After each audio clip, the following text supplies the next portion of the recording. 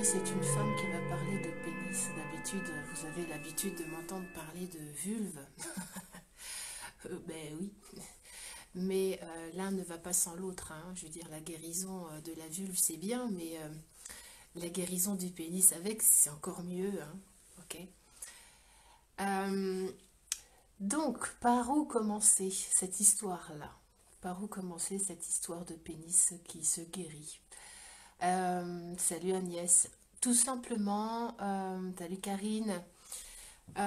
J'ai rencontré vachement de résistance en fait. Je vais partir de ce que j'ai rencontré. J'ai rencontré vachement de résistance par rapport à ce live. Beaucoup de peur. Salut Axel. Ce qui est totalement normal parce que je pense qu'en fait il y a beaucoup de projections donc subissent encore les hommes, les pénis manifestés. J'aimerais vraiment qu'on fasse la différence entre le pénis manifesté et le pénis non manifesté.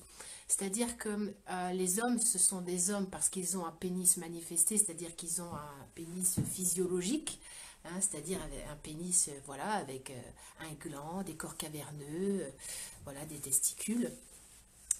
Mais il existe également les pénis énergétiques et nous, c'est nous le non manifesté. Nous avons, nous aussi les femmes, des pénis non manifestés. C'est ce qu'on appelle en fait la pariang. Moi j'aime bien le visualiser, le manifester. Et en fait je vais vraiment faire ce live là aujourd'hui par rapport à ce pénis non manifesté que j'ai à l'intérieur de moi. Voilà, effectivement, je n'ai pas de pénis manifesté, voilà, mais j'ai en moi toute plein de mémoires de pénis manifestés de mon père, mes grands-pères, etc., etc. hein. On a tout plein de choses derrière nous concernant ces histoires de pénis. Et on a également, nous les femmes, et bien effectivement, cette part masculine, ce pénis que j'appelle moi non manifesté de lumière, et c'est très intéressant de pouvoir œuvrer avec. Donc forcément, si je parle du non manifesté, je parle du manifesté, c'est-à-dire pour les hommes. Ok. Et j'aimerais commencer ce live vraiment en déchargeant nos pénis de ce mot puissance. Impuissance, parce que qui dit puissance dit forcément impuissance et il y a beaucoup de points de vue, de jugement qui sont totalement jetés, qui alourdissent vraiment les pénis. C'est-à-dire qu'on part du principe que quand un homme ne bande pas, il est impuissant. Et j'aimerais vraiment que l'on puisse décharger déjà dans un premier temps les hommes, que la puissance d'un homme ne vient pas, n'est pas en lien avec son érection. Ok, déjà, premier point. Et partout où nous avons cru devoir utiliser ce mot d'impuissance qui est lourd, qui est chargé, qui est, qui, est, qui est avilissant, qui réduit un homme à une érection, voilà, à son érection, est-ce que nous sommes toutes et tous prêts ici et maintenant à remettre tout ça au cœur de source et à tout simplement utiliser plutôt le mot dysfonction érectile. Voilà. Moi, je trouve que voilà, une dysfonction érectile, c'est plus léger. C'est-à-dire qu'on ne va pas charger l'homme, que quand il ne bande pas, eh bien, ce n'est plus un homme. Voilà. Et je pense qu'il y a beaucoup d'hommes qui ne se sentent pas du tout bien avec ce terme-là. Enfin, moi, dans mon non manifesté, dans mon pénis de lumière intérieure, le fait que l'on réduise mon pénis à une érection, honnêtement, ça coince, quoi. Hein. Qu'est-ce que c'est que la puissance en gros? C'est vraiment revenir à la base. Qu'est-ce que c'est la puissance? C'est la création. Quelqu'un qui est puissant, c'est quelqu'un qui est capable de créer, hein, de générer, de manifester en fait à l'extérieur. euh, c'est ça, une création, des tableaux, une entreprise, c'est ça la puissance, hein, c'est rien d'autre. Alors réduire une impuissance, une dysfonction, enfin qualifier qu'un homme est impuissant parce il a des dysfonctions érectiles, pour moi, il faut vraiment déjà tout remettre vraiment dans la bonne case. Ok, j'aimerais aussi décharger le pénis de toutes les attentes, de toutes les projections, que c'est par lui, essentiellement par lui, que le plaisir de la femme existe. C'est faux. Voilà. C'est-à-dire que, messieurs, les femmes jouissent parce qu'elles savent jouir déjà seules. C'est-à-dire que vraiment l'orgasme féminin dépend déjà de la conscience que la femme a en son corps et en son sexe. Alors, comment voulez-vous être détendu et serein dans une rencontre si forcément euh, je vais avec mon pénis chargé comme un guerrier de devoir prendre en charge non seulement le plaisir de la femme, d'accord? Elle ne se connaît pas, hein, non, elle ne connaît même pas ses boutons, donc prendre en charge son plaisir, devoir bander, ok? Ok? Avec le stress, hein, vous voyez ce que ça peut impliquer. Ne surtout pas éjaculer et être un super amant. Oui. Donc, en fait, moi, quand j'ai pris conscience de ça, je me suis dit, mais waouh, les femmes, on est vraiment, comment dire, on a cette part en nous très castratrice et qui demande à l'homme toutes les solutions. Vous savez, c'est comme si l'homme, il avait toujours toutes les solutions, il savait mieux faire que nous, il était, voilà, il avait tous les boutons et les manettes pour nous faire jouir, nous donner du plaisir. Mais honnêtement, enfin, je veux dire, c'est totalement, comment dire, oui, j'arrive même pas à trouver le mot parce qu'en fait, je trouve ça totalement, comment est-ce que je pourrais dire ça? J'ai- C'est comme si, en fait, je vais comparer ça à de la mécanique. C'est comme si, en fait, j'ai une deux chevaux, ok? J'ai une deux chevaux et je vais demander à quelqu'un qui travaille dans l'agriculture, et est-ce que tu veux bien venir réparer ou faire démarrer ma deux chevaux alors qu'il n'a pas les outils, il ne connaît pas. Vous voyez, c'est vraiment une sensation de reconnaître et de connaître. Se connaître et se reconnaître nous-mêmes en tant que femme, ça permet de décharger le devoir faire de l'homme. Voilà, c'est tout simplement ça. Et j'aimerais qu'ensemble, vraiment, on puisse accompagner la libération de tout ce devoir faire, jouir que les hommes portent dans leur pénis, comme si le plaisir de la femme ne dépend que de ça. Ok.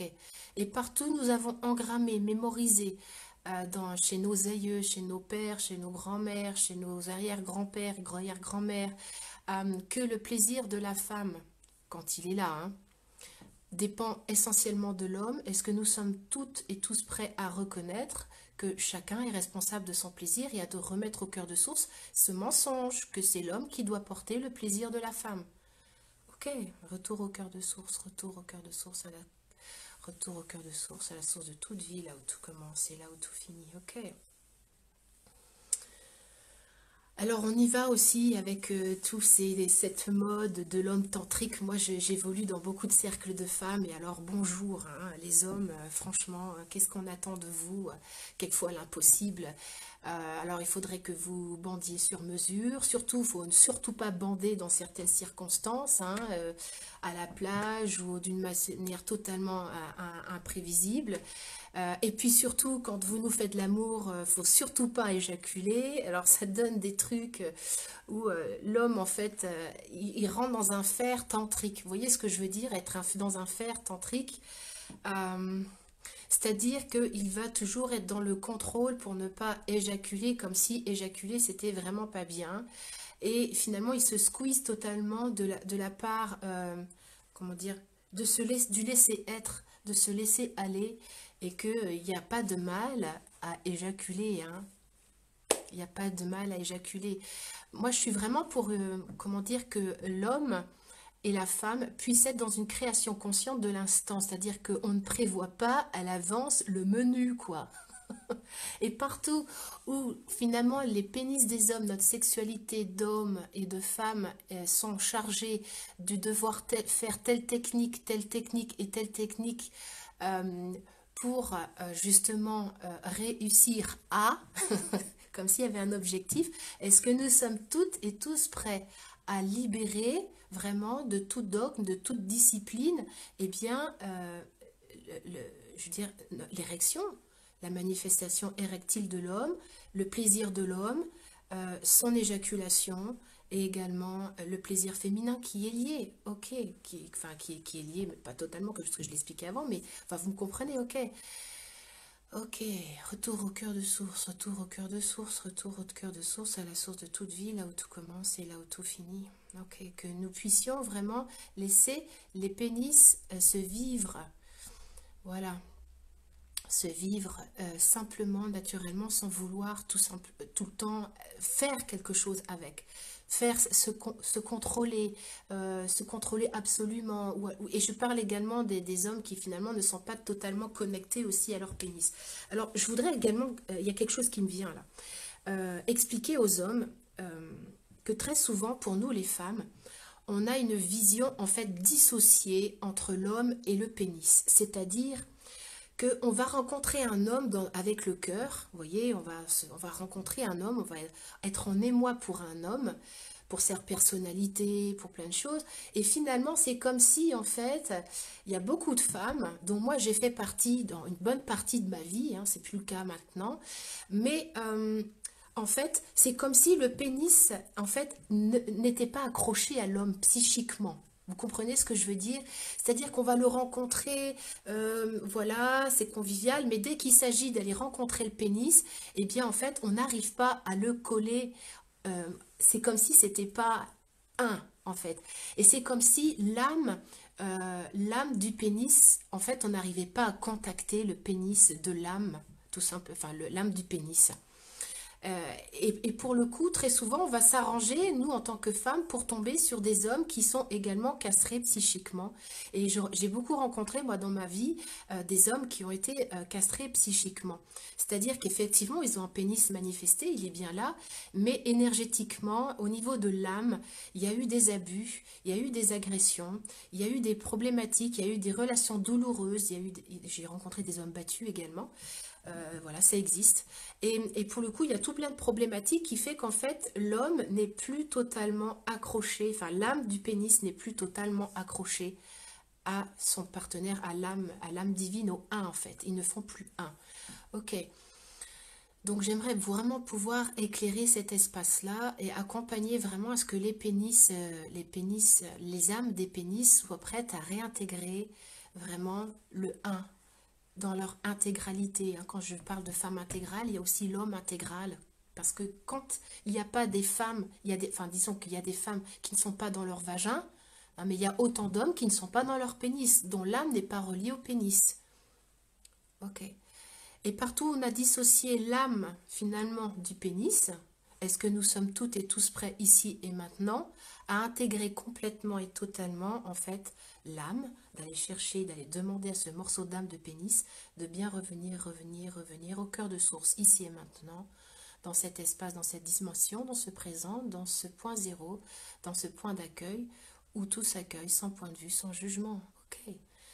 Et messieurs, tous les pénis qui sont restés coincés dans des vagins, dans la mer originelle, souvent il y a des pénis également qui sont coincés sous emprise psychique de la mère. J'ai rencontré ça beaucoup également avec des anciennes partenaires ou dans des relations, dans des humiliations, dans des vestiaires.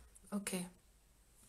Est-ce que nous sommes toutes et tous prêts à remettre tout ça au cœur de source et à ramener en fait le pénis, l'âme du pénis, ici, vers l'intégralité de l'être, ok, vers la source, ok, et qu'il n'y a rien à faire, hein, il n'y a rien à devoir accomplir, il y a tout à être et à partager avec le pénis, entre le pénis et la vulve. Ok. Alors, merci Guillaume pour ton commentaire. Retrouver la pureté de l'animalité. Ben ouais, moi je trouve que c'est hyper important. Il y a vraiment, je trouve qu'il y a en ce moment deux courants. Il y a le courant, enfin, j'allais dire la sexualité moldue. Vous voyez ce que je veux dire? La sexualité moldue, c'est-à-dire que c'est totalement débranché. C'est un acte, c'est une espèce de, comment dire, c'est du faire. On est un peu comme dans du porno en fait, hein. Et puis, et c'est ok, hein, ça fait partie du game, ça fait partie du jeu. Moi, j'ai rien contre le porno, absolument rien contre le porno. Je reviendrai après là-dessus. Mais il y a aussi cette quête, finalement, il y a une charge vraiment au niveau des hommes. Je trouve que, bon, c'est vrai que qu'ils ne jouissent pas tout de suite, c'est quand même vachement mieux. Voilà, qui est un savoir naviguer justement entre le cœur, la respiration et le bassin. Et ça s'apprend, hein, c'est tout, ça s'apprend vachement. Mais il y a aussi, je trouve, qu'il y a vraiment cette quête vraiment de cette éjaculation rétrograde, de ne pas éjaculer à tout prix, que de perdre sa semence, c'est pas bien. Enfin bon, bref, Vraiment, libérons-nous de tout. C'est en fait, toutes ces, comment j'allais dire, ce sont des formatages. Dès qu'on met un formatage sur une énergie, ça devient un dogme. Et donc, pour le coup, est-ce qu'on a vraiment besoin de dogmatiser le pénis?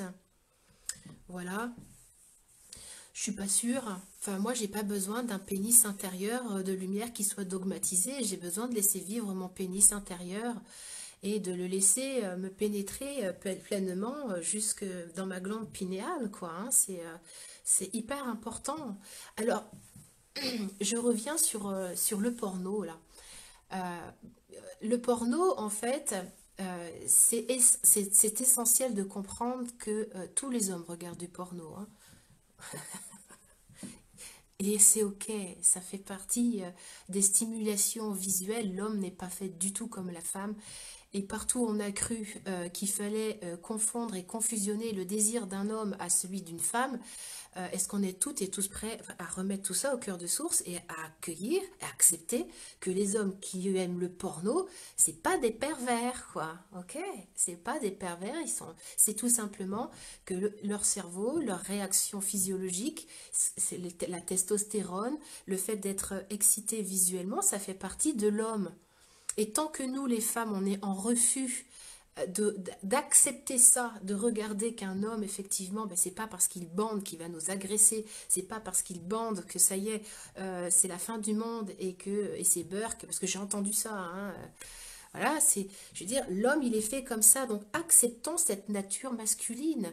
Il y a des mâles, il y a des mâles qui se castrent et qui essayent de ressembler à la nature vraiment trop féminine, et pour le coup, c'est pas ça qui est demandé, quoi. On a envie, nous les femmes, de rencontrer des hommes, pas des petits garçons qui essayent de ressembler à maman.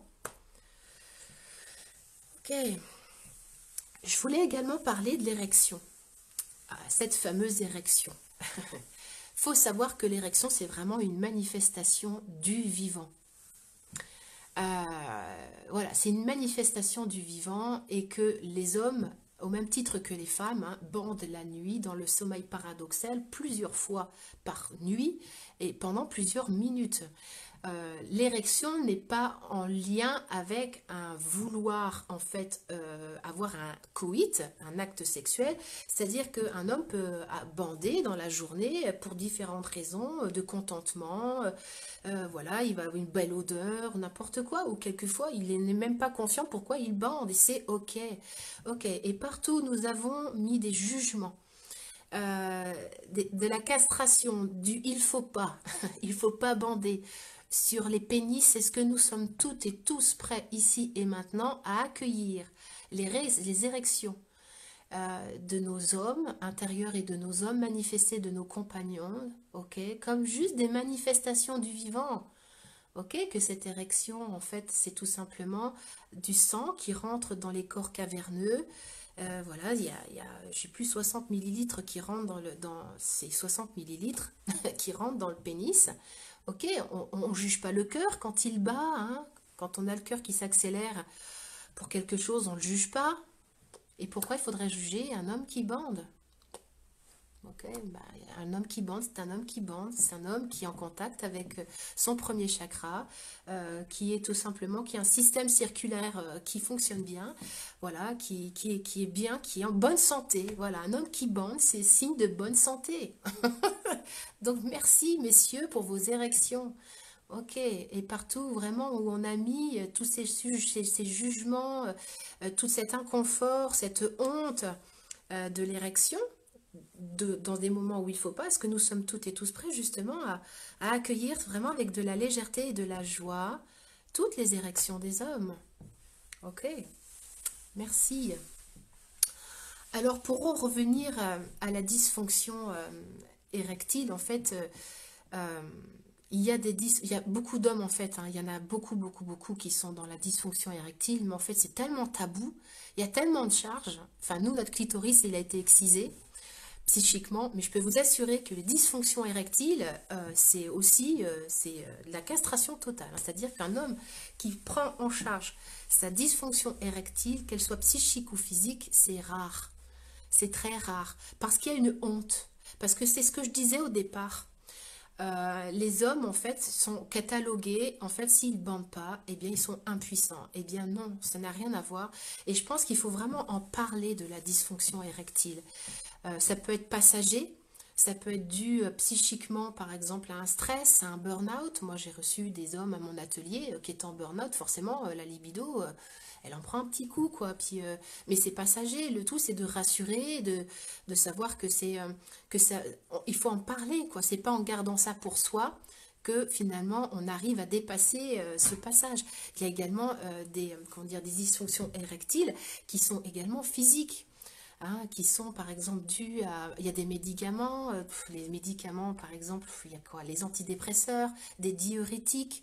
Qu'est-ce que j'ai également? Des maladies qui vont donner, par exemple, le diabète, l'obésité. Qu'est-ce qu'on a comme maladie qui provoque des... Oh, il y en a beaucoup, hein. L'alcool, le tabac. Oh là là, oui, l'alcool et le tabac, c'est fou. C'est pas les copains, hein, c'est pas les copains des pénis, hein, l'alcool et le tabac. Moi qui suis spécialisée également dans le sevrage tabagique, j'ai rencontré beaucoup d'hommes qui forcément, le système cardio-respiratoire ne fonctionne pas bien. Il faut savoir qu'on a quand même, il y a une artère hein, qui passe au niveau du pénis. Donc quand celle-ci, elle est bouchée, comment voulez-vous réussir à avoir une érection? Donc en fait, les gros fumeurs, ben, moi je me rends compte que très souvent, ben, il peut y avoir des pannes, il peut y avoir des dysfonctions érectiles. Donc vraiment de pouvoir en parler, de pouvoir échanger et que nous, en tant que femmes, ce qu'on a vraiment à pouvoir accueillir à ce moment-là, c'est qu'un homme ne se réduit pas à son érection. Ok. Et partout nous avons cru devoir, nous en tant que femmes, réduire un homme à son érection, est-ce que nous sommes toutes et tous prêts ici et maintenant à voir qu'un homme a une langue, a une bouche, a des doigts, il a une voix, il a un corps, il a une peau, il a un toucher, et puis il existe tout plein de sextoys qui peuvent être très très réconfortants dans des périodes de vie où effectivement l'homme rencontre une dysfonction érectile, quoi. Donc, je pense que si on décharge vraiment, ne serait-ce que le pénis de ce mot impuissance, rien que ça, je pense que ça peut vraiment accompagner à ce que les pénis s'allègent et retrouvent leur joie de vivre.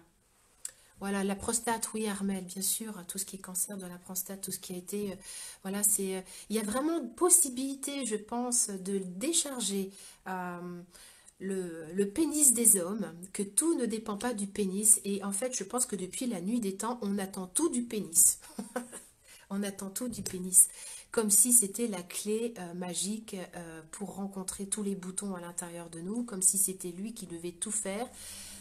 Voilà, et je pense vraiment, je parle beaucoup aux femmes là, euh, que nous intégrions notre pénis, notre homme intérieur, ça va nous permettre de comprendre en fait où en sont nos hommes actuellement, où est-ce qu'ils en sont, et de pouvoir les décharger de toutes nos projections, de toutes nos attentes, parce que c'est invivable, hein, et mettez-vous à leur place, quoi. Est-ce qu'on peut essayer en tant que femme se mettre à la place d'un homme? Enfin, moi, je suis toujours émue, quoi.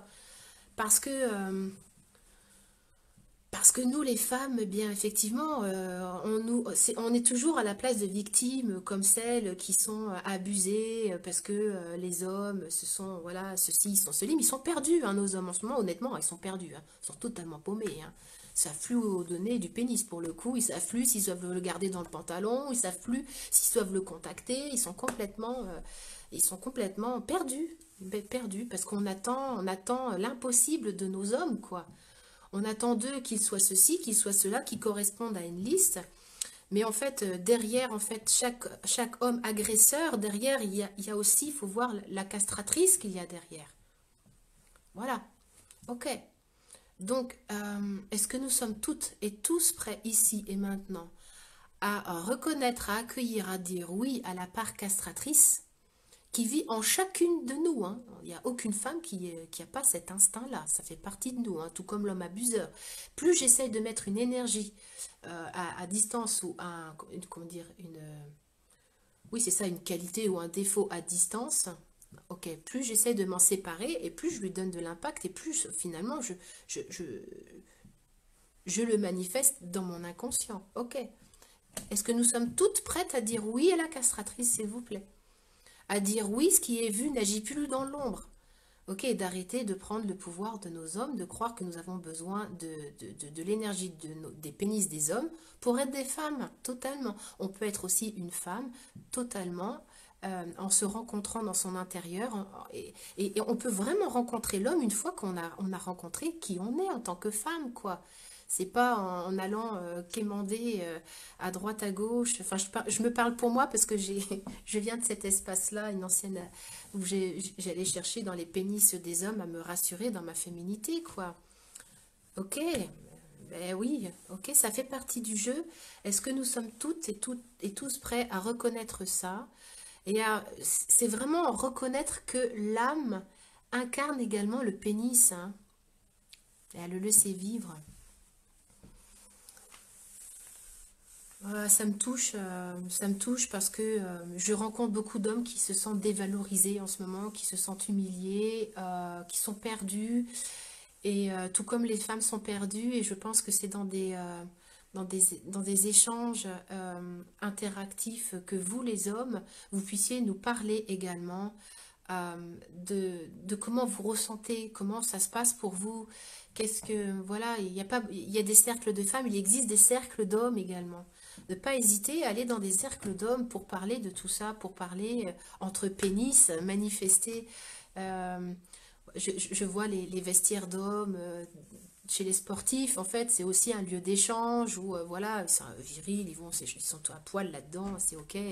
Ils ont le porte-clés qui bat les flancs, voilà, et ils échangent. Alors souvent, ça va être beaucoup dans l'ego, parce que le sportif, très souvent, va être vraiment dans l'ego, donc ils vont un peu pavaner. Je vous dis ça parce que je vis avec un sportif de haut niveau, et que lui-même, il connaît très bien les vestiaires des hommes, hein, pour en avoir vécu plusieurs types, du moins. Et que en fait, c'est pas ça, c'est vraiment pas ça. C'est la puissance de l'homme réside dans la connexion qu'il a avec son âme, sa profondeur, sa sensibilité, et qu'il puisse reconnaître sa vulnérabilité, sa fragilité. Punaise, mais ça, mais comment vous dire, mais moi, moi, je suis à plat quand un homme en atelier vient et sa cuirasse fendit et que tout tombe à nu. Mais c'est ça la puissance, hein. Pour moi, c'est ça la puissance.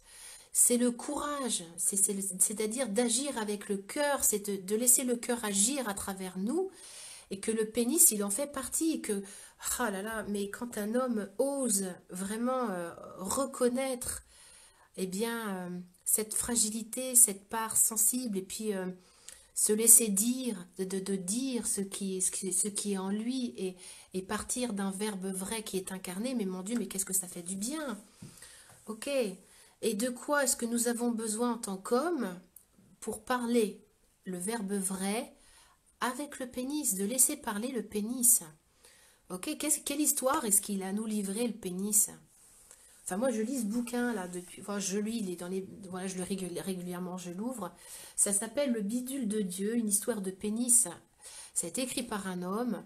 Honnêtement, c'est une bible d'information pour toutes les sévices que les pénis des hommes ont vécu dans la nuit des temps, hein, je veux dire, c'est-à-dire le fait de mettre une cage autour du pénis, d'empêcher les érections, les pollutions nocturnes, les masturbations, enfin, je veux dire, les pénis des hommes, ils ont vécu aussi des atrocités, hein, soyons très honnêtes. Donc c'est vrai que nous, les femmes, on revient de très très loin, mais les hommes, ils sont pas très loin derrière nous non plus, quoi. Ok, c'est sûr que effectivement, on voit des pénis plus facilement, des tags de pénis dans les toilettes, mais le pénis, c'est manifestation extérieure, on le voit, donc c'est une façon de se rassurer. Un homme qui va taguer un pénis dans des toilettes, ça le rassure, il manifeste à l'extérieur tout simplement sa puissance intérieure. Il n'y a rien de méchant, il n'y a rien de mauvais, il n'y a rien de sale à ça. Moi, je trouve ça hyper amusant et plutôt sain finalement. Je trouve ça plutôt sain qu'un homme va taguer les toilettes avec des pénis en érection, quoi. Euh, je pense que les hommes qui abusent, ce sont des hommes qui sont profondément souffrants. C'est-à-dire qu'ils n'ont pas, comment dire, leur seule façon finalement d'agir, c'est de prendre. Ils ne savent pas être dans leur pôle magnétique, ils n'ont pas contacté pleinement leur féminin, d'ailleurs, ok? C'est-à-dire que pour eux, la sensibilité, la fragilité, c'est comme ça qu'ils sont élevés, nos hommes, c'est à bannir. Et donc, pour le coup, il y a un espace de souffrance, un petit garçon intérieur qui est juste avide de pouvoir être accueilli. Et que lui, finalement, sa seule solution, c'est d'avoir créé euh, devant sa chambre, je dirais, un garde du corps, un truc, un molosse, un bodyguard qui, lui, en fait, ben, c'est un agresseur, quoi. Et, euh, et il n'y a pas d'agresseur sans qu'il y ait un enfant abandonné derrière. Ok, et partout où nous, les femmes, nous avons vraiment besoin de recontacter l'enfant perdu, l'enfant abandonné derrière chaque homme. Ok, d'aller chercher notre petit garçon intérieur, à nous aussi, en tant que femmes, d'aller chercher notre petit garçon intérieur qui est abandonné. On nous apprend à aller chercher notre enfant intérieur, mais l'enfant intérieur, l'âme, n'a pas de sexe, hein, donc c'est le petit garçon et la petite fille. Ok. Moi, ça a changé beaucoup de choses dans ma vie quand j'ai commencé à accueillir le petit garçon, hein, en moi. Ouais, Karine, accueillir la vulnérabilité de nos hommes est un cadeau. Mais oui, parce qu'en fait, une fois qu'ils ont contacté leur fragilité, ils n'ont plus besoin de vouloir posséder à tout prix et d'être dans la conquête, en fait. Hein, il y a beaucoup. Je voulais parler aussi de ça. Ah, je rencontre beaucoup d'hommes aussi qui vivent l'adultère et qui sont dans un conflit intérieur épouvantable. C'est-à-dire qu'ils aiment profondément leur femme et finalement, ils ont une double vie. Voilà. Et il y a une scission. Hein. Moi, énergétiquement, ce que je reperçois à chaque fois, c'est qu'il y a vraiment une scission entre le pénis. Le pénis n'est pas totalement accroché à l'âme. Et il y a une souffrance. Hein. Il y a une souffrance. Il y a vraiment, moi j'appelle ça un désaccord entre le devoir être un père, être un mari aimant et être un amant. Voilà, c'est comme si à l'intérieur, il n'y a pas de compatibilité entre les deux. Ok. Et souvent, je remarque que c'est assez transgénérationnel. Partout, les pénis portent en eux la mémoire qu'on ne peut pas être un amant avec sa femme, avec son épouse, avec la mère de ses enfants. Est-ce que nous sommes toutes et tous prêts ici à remettre au point zéro cette croyance limitante-là, ok, et à tout simplement ramener le pénis je veux dire, au cœur de source et à être un amant avec la femme qu'on aime, intégralement. Qu'elle soit mère, ou qu'elle soit amante, ou que ce soit même avec un homme. Je veux dire, voilà. C'est ce conflit intérieur, je pense qu'il y en a beaucoup qui le vivent, des hommes, parce que c'est comme s'ils n'arrivent pas à assumer, c'est comme s'il y a une part d'eux. Mais nous sommes responsables aussi, les femmes, de ça. Il n'y a pas de plus de responsables, les hommes ne sont pas plus responsables de cette situation que les femmes, soyons très honnêtes. La femme, ça l'arrange bien à un moment donné que l'homme, finalement, au niveau de son énergie, se transforme en petit garçon. Vous voyez? Comment voulez-vous qu'un homme, après, il fasse l'amour avec une femme qui le considère comme un petit garçon? Fais ci, fais ça, fais pas ci, fais pas ça. Je vous le dis ça parce que je connais bien l'énergie, je viens de là aussi. Hein. De materner un homme. Alors c'est parce que ça fait partie de notre fonction, hein, en tant que mère, en tant que femme. Après, il y a des espèces de confusion. Voilà. Ah, tu devrais prendre rendez-vous chez le docteur. Ah, chérie, tu devrais prendre rendez-vous chez le docteur. Combien de femmes, voilà, on fait ça avec notre compagnon, quoi. On veut faire à sa place, prendre les rendez-vous, prendre en charge. Combien, moi, j'ai de fois de femmes qui appellent à la place de leur mari pour prendre rendez-vous. C'est quand même hallucinant. Bon, est-ce que nous, en tant que femmes, on est prête aussi à rendre le pouvoir à nos hommes? Et c'est des fonctionnements qui sont transgénérationnels, ça. Je remarque que ce sont vraiment des fonctionnements transgénérationnels. Très souvent, la mère, elle faisait tout pour ses enfants, puis elle faisait tout pour le mari, hein, également. Parce que lui, il était dehors au boulot, voilà. Et ça, c'est fini, ça, c'était avant. Ça, c'était avant. Et c'est pour ça qu'on est perdu en ce moment dans nos couples. C'est que finalement, la femme voudrait faire comme l'homme. Et puis l'homme, ils vont lui demander de faire comme une femme. Vous voyez, il y a des espèces de qui fait que les espaces de l'un et de l'autre... euh, L'invitation, c'est vraiment d'accueillir ce qui est dans l'instant et que si un homme ne prend pas rendez-vous avec son médecin, c'est son choix. C'est qu'il en est là et qu'il n'a pas envie d'aller prendre rendez-vous avec son médecin. Et que c'est pas à nous, en tant que femmes, de le faire à sa place. Moi, j'ai remarqué que plus j'ai recontacté ma puissance masculine, c'est-à-dire mon pénis de lumière, et en fait, je n'agis plus pour mon homme. Je ne fais plus rien pour lui. Alors si, je vais faire à manger, mais on va partager ensemble. Mais je prends pas de rendez-vous pour lui. Je le laisse agir. Je le laisse agir tout seul. Et c'est fou, ça, le nombre de femmes que je vois vraiment en voulant bien faire. Hein, c'est vraiment en voulant bien faire, ben on fait tout. Et pour le coup, après, l'homme est dépossédé totalement de son libre arbitre, de sa façon de faire. Et il se sent tout de suite jugé. Enfin, moi, je vois quelquefois des choses quand même assez incroyables. Et en fait, on se retrouve après dans une sexualité impossible. La rencontre avec la femme, en fait, il projette totalement sa mère hein, sur sa femme à ce moment-là. Donc, comme il a quand même besoin de rencontrer l'homme, la rencontre de l'homme, ça se fait dehors. Il faudrait que je fasse un live avec Philippe pour que mon compagnon, parce que lui, il a un bel, il a, comment dire, une belle expérience d'homme là-dessus. Donc en fait, ben, il se scinde en deux. Alors, il s'accorde des parenthèses d'homme, ok. Et puis à côté de ça, eh bien, il vit une sexualité, j'allais dire vanille, toute simple et qui ne fait pas de vagues avec sa femme. Et ok, c'est ok de faire ça, hein, mais ok, mais est-ce que on rencontre vraiment l'autre quand finalement on cache une grande partie de soi, quoi. Voilà. Après, je suis d'accord que quelquefois, dans des mariages, il y en a qui vont se reconnaître. Je pars de ma propre histoire, mais ça va parler. On s'arrange aussi pour rencontrer quelqu'un euh, qui vibre à la même fréquence de la non-connaissance de son pouvoir d'éros. Vous comprenez ce que je veux dire? On va toujours croire que, bah oui, mais c'est pas un bon amant, mon mari, il sait pas faire. Tu vois, on va le charger. Moi, j'entends beaucoup ça dans les cercles de femmes. Oui, mais mon mari, il sait pas faire, machin, machin. Mais en fait, on l'a épousé inconsciemment. Hein. On n'épouse pas quelqu'un pour sa lumière. On est attiré magnétiquement par l'ombre. Hein. Quand j'ai pris conscience de ça, que le coup de foudre, on ne tombe pas amoureux de la lumière. Hein. La lumière, c'est ce qu'on voit. Soyons très honnêtes. On est attiré par justement toutes les parts d'ombre de l'autre. Et justement, ces incapacités à connecter eh bien,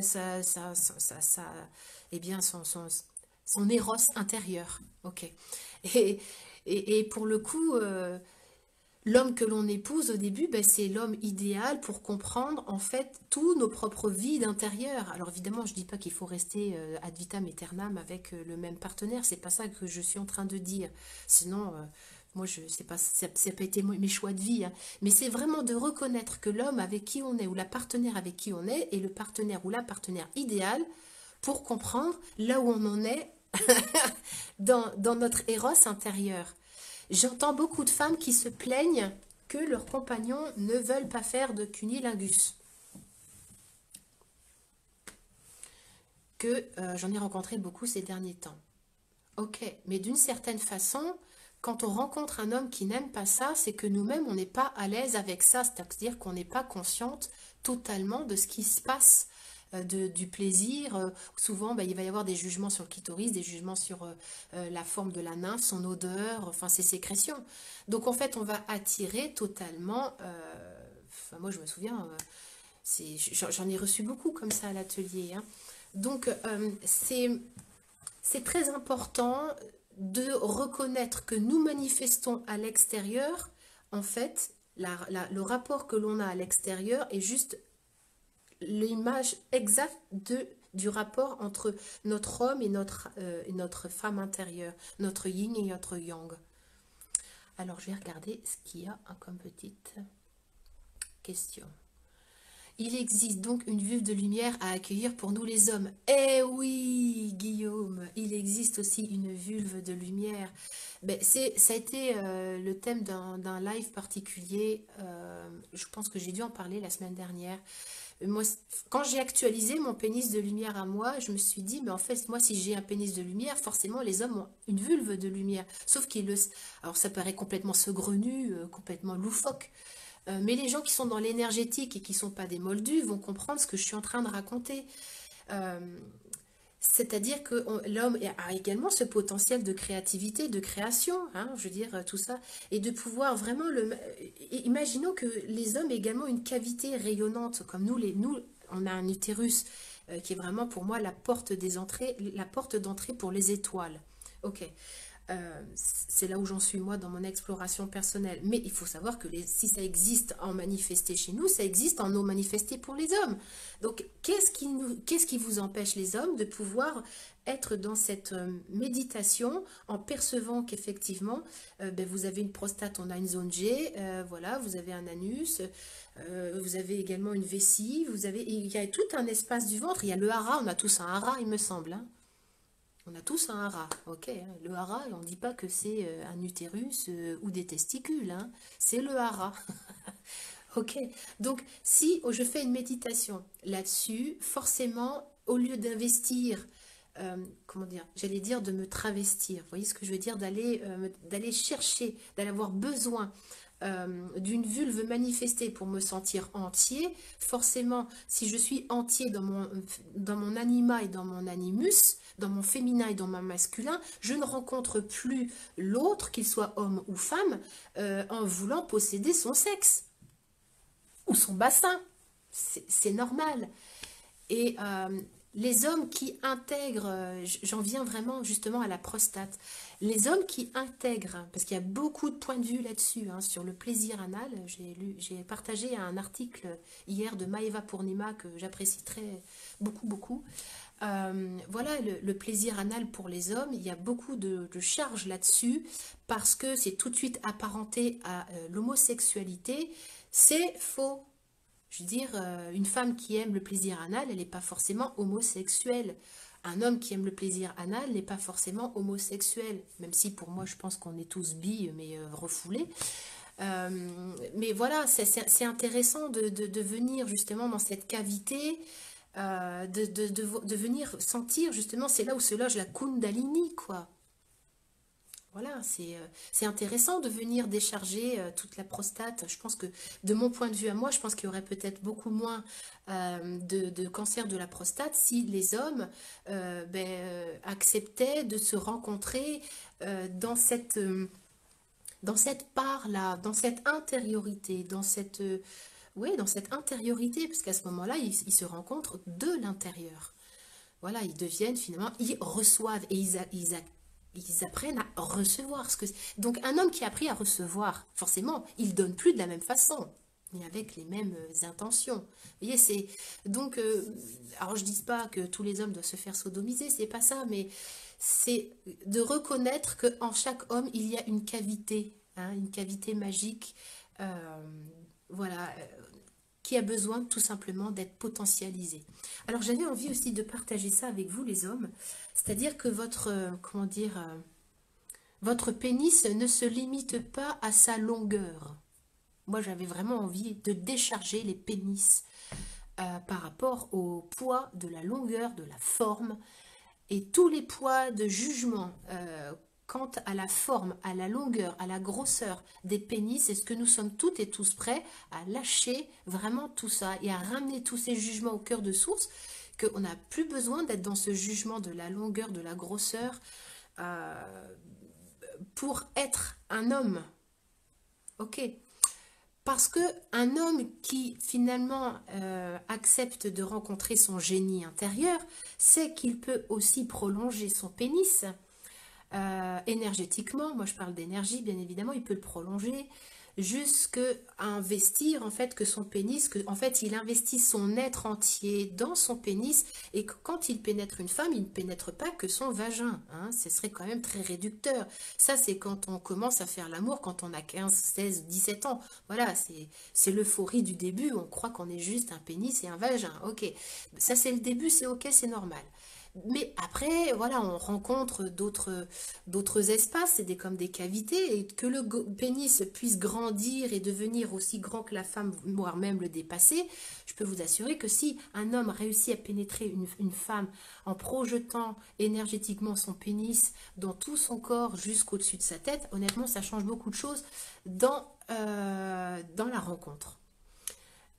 Honnêtement, je vous invite vraiment les hommes à faire ça, enfin à essayer, à être dans cette expérience-là, parce que ça, enfin moi dans mon éprouvée de femme, j'ai cette sensation que finalement quand l'homme réussit finalement à être entièrement dans son pénis, à être le pôle électrique, sans point de vue, sans jugement, moi à ce moment-là, je peux être totalement dans mon pôle magnétique, c'est-à-dire que mon vagin, en fait, il devient quasiment un truc énorme, quoi. C'est voilà, donc juste pour remettre un peu les choses en place de toute ouais, de tous ces dildos que je vois, vous savez, de devoir se faire remplir un maximum par des choses manifestées qui sont de plus en plus grosses. Alors oui, c'est bien, hein, je veux dire, ça donne des sensations, mais je pense qu'on peut les avoir vraiment en étant dans cette conscience énergétique-là.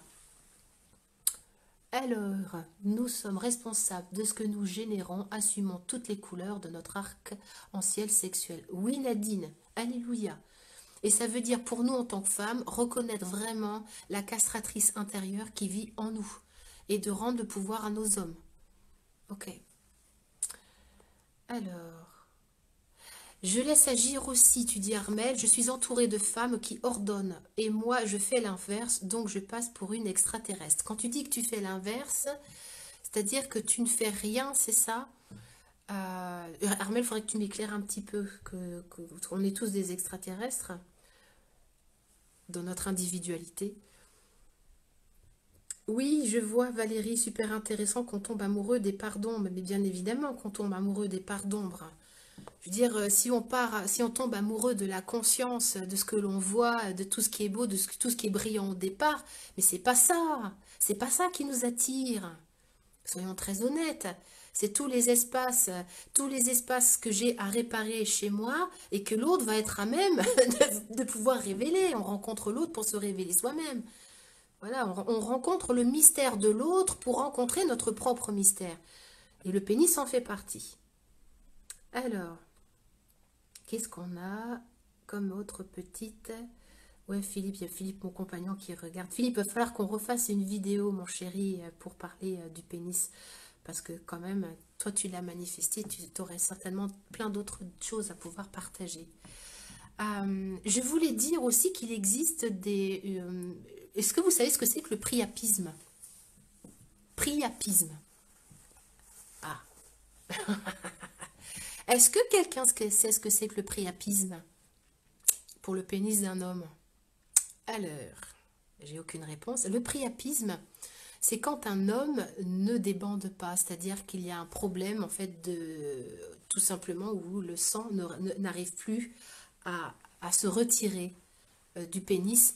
Et pour le coup, ça peut être très très très embêtant, hein. Je pense surtout aux hommes qui ont pris des médicaments comme le Viagra, le Sildenafil, le Cialis et le Levitra. Quelquefois, il y a des médicaments, en fait, déjà il faut une ordonnance hein, médicamenteuse, pardon, une ordonnance de toute façon, pour prendre ce genre de compléments pour aider justement à la dysfonction érectile. Mais il peut y avoir, quand vous mettez, vous savez, des anneaux, attention également hein, aux anneaux que l'on place sur le pénis, de ne pas boucher en fait l'artère du pénis, parce que ça peut être vraiment très très très dangereux. Et voilà, donc de juste savoir que c'est possible, que ça existe et que quand, mesdames, vous voyez le pénis de votre compagnon, ou messieurs, quand vous voyez le pénis de votre compagnon changer de forme ou changer de couleur, qui devient noir, c'est voilà, c'est pas bon du tout. Il faut aller tout de suite aux urgences pour qu'on puisse ponctionner le sang. Hein, parce que après, ça peut avoir des incidences très très douloureuses et très compliquées. Voilà. Qu'est-ce qu'on a d'autre? Donc, ouais, je vois que vous savez ce que c'est que le priapisme. Ok. Qu'est-ce qu'on a d'autre comme question? Hop. Oui, alors tout ce que je dis là concernant homme-femme, c'est valable dans les couples homo. Je me répète à chaque fois, mais il n'y a pas de différence pour moi entre le couple homo et le couple hétéro. Voilà, c'est exactement la même chose. je l'aurais dit à chaque fois, mais c'est important de le redire, parce qu'il n'y a pas de séparation pour moi entre homo et hétéro. Ok. Est-ce qu'il y en a d'autres? Oui, mais beaucoup de femmes ne se vivent pas comme une amante dans leur couple. Et oui, alors tiens, c'est très intéressant, Karine, que tu mettes ça en avant, qu'elles ne se vivent pas comme amantes, mais en fait, d'une certaine façon, elles ont aussi, nous avons choisi le mari idéal qui ne pourra pas nous accueillir en tant qu'amante. C'est-à-dire qu'il n'y a pas un qui est plus responsable que l'autre. C'est-à-dire que ce sont deux histoires qui se rencontrent, hein. C'est une femme qui va être addicte à la mère, ok, qui va donc considérer son mari au bout d'un moment comme étant juste le géniteur, et qui pour le coup en général ça va être un peu compliqué, hein, de retrouver l'amante, mais l'homme aussi il y a quelque chose qui est confortable là-dedans, hein. C'est-à-dire que lui, une fois que la mère, enfin que la femme est devenue mère, en fait en lui il y a quelque chose, vous voyez, il y a quelque chose qui se joue à deux, en fait c'est une danse, c'est comme un tango, et quand l'un des deux se met en marche, souvent, effectivement, très souvent, ça va être l'homme qui va aller voir à l'extérieur, et la femme est totalement affairée avec ses enfants. D'ailleurs, souvent, ces femmes-là, en fait, elles ne se connaissent pas, hein. Il y a vraiment une absence psychique, vraiment, au niveau de l'organe sexuel étant comme un organe du plaisir, c'est-à-dire que ça va l'être, mais c'est, comment dire, elles sont très chargées par le poids du passé, le poids des jugements, enfin, il y a tout plein de choses qui empêchent de pouvoir contacter la liberté de jouir, d'exprimer sa sensualité et son érotisme dans sa sexualité. Il y a plein de poids. Donc, comme il y a plein de poids, l'homme, il n'a pas d'autre choix. Lui, ils se sont rencontrés pour ça, hein. Voilà, c'est-à-dire que souvent également l'homme va avoir ce modèle-là inconscient transgénérationnel, c'est-à-dire que satisfaire ses pulsions, ça doit se faire dehors. Non, je pense que c'est possible de faire tout au même endroit. J'ai aucune condamnation, vraiment, ça serait me condamner moi-même pour les gens qui vont voir à côté, hein. Mais vraiment, je n'ai rien contre ça. Soyons très honnêtes, ça fait partie de l'expérience. Moi, j'ai tout vécu. J'ai vécu, voilà, j'ai tout vécu, donc j'ai aucun jugement là-dessus. C'est juste quand ça se passe, quand c'est actuel, quand ça se vit dans la vie, c'est de comprendre ce qui se passe et de pouvoir regarder avec un œil bienveillant et non pas jugeant, condamnant, justement, cet espace adultère, qu'est-ce qu'il vient raconter de mon histoire? C'est-à-dire que c'est bien d'être dans le jugement ou de vivre le conflit intérieur. C'est bien, c'est un choix de vivre le conflit intérieur. Moi, je pense que c'est beaucoup plus courageux d'aller voir qu'est-ce que ce conflit raconte de moi et de mon histoire. Ok, parce qu'il n'y a aucun conflit qu'on ne soit capable de résoudre. Et pour le coup, ça change beaucoup de choses. Alors effectivement, quelquefois, ça peut passer par une séparation. Moi, ça a été mon cas. Voilà, je veux dire, un adultère a amené à une séparation. Mais quelquefois, il existe des sexothérapeutes, hein, qui accompagnent, il existe des thérapies pour justement, mais il faut que les deux soient vraiment dans cette envie de co-évoluer. Sauf que souvent, eh bien, la rupture arrive quand il y en a un des deux qui veut, il y en a un des deux qui veut évoluer, donc il y a l'âme qui est vraiment dans cette expansion, dans une expansion de vouloir être, de vouloir conscientiser, et puis il y en a un qui, lui, il est plutôt dans dans de l'anticonscience, c'est-à-dire que lui, il est en résistance totale. Et là, c'est là où finalement, les conflits d'intérêts enfin, se manifestent par justement de l'adultère. Et c'est ok, il n'y a pas de mal à ça. Il n'y a pas de mal à ça. L'invitation, c'est de pouvoir reconnaître, comment dire, reconnaître l'histoire qui m'anime en fait. Et de ne pas mettre de jugement là-dessus. Ni sur l'un, ni sur l'autre. Ni sur celui qui est incapable de se remettre en question. Je parle à ma sachante intérieure là, à la maîtresse qui dit oui, mais alors toi, parce que moi je suis la championne, hein, pour remettre tout de suite à mon compagnon qui me regarde là, Philippe, oui, mais alors toi, tu te remets jamais en question, toi, tu fais pas ci, toi, tu fais pas ça. Donc on a en nous tout le temps, hein, c'est une façon de se décharger, de se dire, ou alors chez moi c'est tout net, tout beau, tout propre. Ça, c'est juste une illusion, hein. Mais c'est de toujours, ce que je dis toujours, dans une vigilance amoureuse, c'est à ce moment-là, quand on est justement dans cet inconfort-là, de voir qu'est-ce que ça vient chercher chez moi, quelle projection, pourquoi que je voudrais que cet homme-là, eh bien, il soit comme je l'attends, pourquoi il n'est pas grand A, grand B, grand C, grand D. alors que lui, il me présente X, Y, Z. Voilà, ça, c'est voilà, et de reprendre le pouvoir à l'intérieur de soi, c'est de reconnaître aussi, mais d'arrêter de projeter sur l'autre notre propre vide intérieur. Et ça va par le pénis également. Alors, qu'est-ce qu'on pourrait dire également sur ce fameux pénis? Ben, je pense qu'il a besoin d'être aimé, le pénis. Il a besoin d'être aimé, il a besoin d'être réconcilié, il a besoin d'être accueilli au cœur de source, il a besoin d'être regardé pour ce qu'il est, d'être accueilli, et que chaque femme, honnêtement, vraiment chaque femme, hein, ou chaque homme, hein, je ne sais pas si les homosexuels vivent les mêmes projections sur les pénis, quoique si, j'ai entendu des homos parler entre eux. Moi je n'ai rencontré qu'un seul pénis qui était super, alors tout le reste c'était nul quoi. Donc en fait, même les homos hein, se critiquent au niveau des pénis, hein, voilà. Pour moi, il n'y a aucun pénis qui soit parfait. Il existe autant de pénis qu'il existe d'individus et de visages et de vulves. Donc déchargeons vraiment nos pénis, aimons-les tels qu'ils sont, qu'ils soient petits, gros, avec des gros glands, des petits glands, décalotés, circoncis, avec une bourse plus longue que l'autre. Et je pense que autant nous les femmes, nous avons besoin aussi du soutien de nos hommes dans la réconciliation de notre vulve, mais je pense que nos hommes ont besoin de notre regard de femme pour appréhender, pour rencontrer leur propre réconciliation avec leur pénis. Il y a beaucoup de pénis malades, entre guillemets, qui ne se savent pas. Et qui se contentent de rentrer 4 fois, d'avoir des rapports sexuels une fois dans le mois, avec une éjaculation précoce, et ils trouvent que leur sexualité est totalement épanouie. C'est un point de vue très intéressant. C'est peut-être un passage, mais je pense que les hommes qui m'écoutent là aujourd'hui savent qu'on peut, on peut faire autre chose quoi, en matière de sexualité, de rencontre. La sexualité est vraiment une voie d'éveil, ça parle vraiment de qui nous sommes réellement intégralement, hein. C'est une voie de conscience, parce qu'on y va vraiment de toutes nos projections. Et les projections sur le pénis ne sont pas moindres que celles que nous avons sur les vulves, hein. Alors, je regarde ce qu'on a d'autre.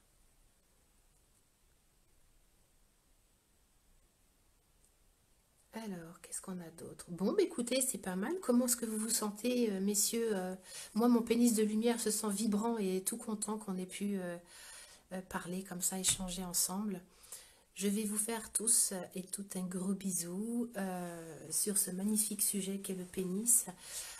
J'invite toutes les femmes présentes ici à activer leur pénis de lumière et à se sentir pénétrées elles-mêmes par leur propre énergie, de ne pas attendre et de ne pas dépendre d'un homme.